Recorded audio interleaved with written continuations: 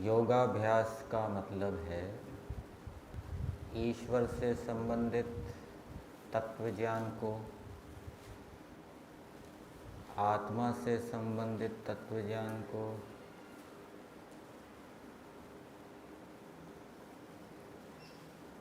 संसार से संबंधित तत्व ज्ञान को, कर्मफल सिद्धांतों को और अन्य सिद्धांतों को उपस्थित रखना।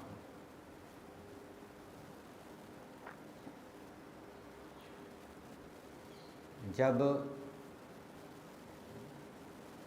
तत्वज्ञान मन मस्तिष्क में स्थिर रहता है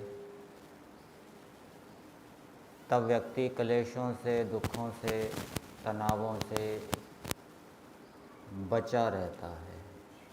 और जैसे ही तत्वज्ञान डिग जाता है,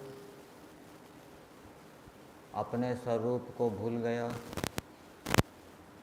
ईश्वर के स्वरूप को भूल गया, संसार के स्वरूप को भूल गया,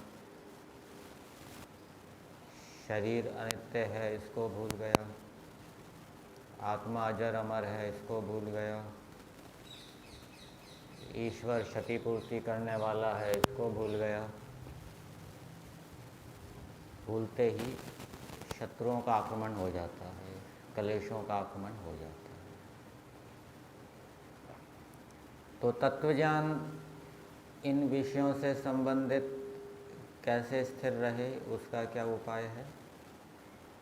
आहार शुद्धौ सत्व शुद्धि, सत्व शुद्धौ ध्रुवा स्मृति, स्मृति प्रतिलंबे सर्वग्रंथीनां विमोक्ष।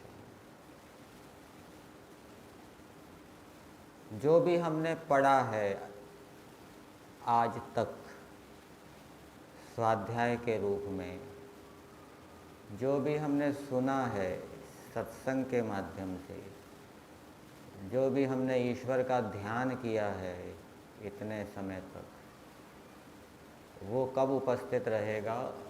जब हमारा सत्व चित्त शुद्ध होगा। यदि हमारा अंतःकरण चित्त शुद्ध नहीं है तो पढ़ा सुना विचारा हुआ सब भूल जाएंगे, सब साफ हो जाएगा।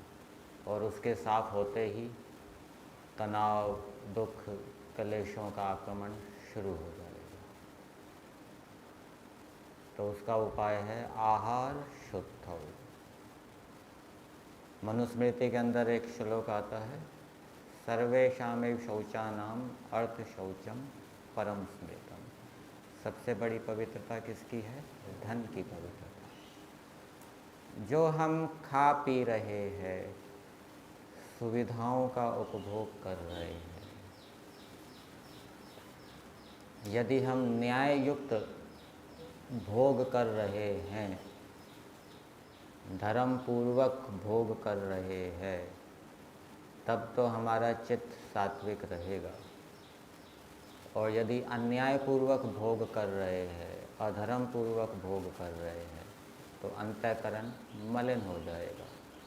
अंतःकरण के मलिन होने पर सुना पड़ा हुआ सारा तत्वज्ञान समय पर काम नहीं आएगा, वो विस्मृत हो जाएगा। नियम का भंग करते हैं तो उससे सत्व शुद्ध नहीं रहेगा, रजोगुण उभर जाएगा। असत्य बोलते हैं तो उससे रजोगुण उभर जाएगा। अन्याय आचरण करते हैं उससे रजोगुण उभर जाएगा। कितना ही कर लो आप ध्यान, लेकिन धर्म का आचरण नहीं है, न्याय का आचरण नहीं है, तो सब ध्यान किया हुआ साफ हो जाएगा, समय पर काम नहीं देगा। इसलिए हमारी जो संस्कृति है वो धर्म प्रधान है, धर्म पर प्रमुखता दी गई है। मुक्ति के साधनों में भी धर्म को सबसे पहले कहा है। जो दुखों से छूटना चाहे वो अधर्म को छोड़कर धर्म का आचरण करे। ये मुक्ति विषय में भी दिया है। धर्म का आचरण मुक्ति का साधन है, सांसारिक सुखों का भी साधन है, और उससे हमारा चित्त सात्विक रहेगा, शुद्ध रहेगा। और उससे एक लाभ ये भी होगा, एक लाभ तो ये होगा कि जो हमने पढ़ा सुना है वो स्मरण रहेगा, सिद्धांत स्मरण रहेंगे। दूसरा, चित्त के सात्विक होने पर जो आप देखेंगे, जो सुनेंगे, जो पढ़ेंगे, सुनकर, पढ़कर, देखकर बोध उत्पन्न होगा। जैसे महात्मा बुद्ध को बूढ़े को देखकर, रोगी को देखकर बोध हो गया, बोध होगा। नहीं तो वो वाली स्थिति होगी, अहनि अहनि भूतानि गच्छन्ति इह यमालयम शेषा स्थावरम इच्छन्ति किम आश्चर्यम होता। प्रतिदिन देखेंगे, मर रहे हैं, पैदा हो रहे हैं, सुनेंगे, लेकिन फिर भी कोई प्रभाव नहीं पड़ेगा, कोई बोध नहीं होगा, तत्व ज्ञान नहीं होगा। यदि हमारा अंतःकरण शुद्ध है, धर्म युक्त आचरण से हमने यदि अंतःकरण को शुद्ध रखा है, तो बहुत घटनाएं सुनने को, देखने को आती है, उससे बोध हो जाएगा। और उससे फिर हम क्लेशों से बचे रहेंगे, हमारा चित्त शांत रहेगा, प्रसन्न रहेगा। ये जीवन की सफलता।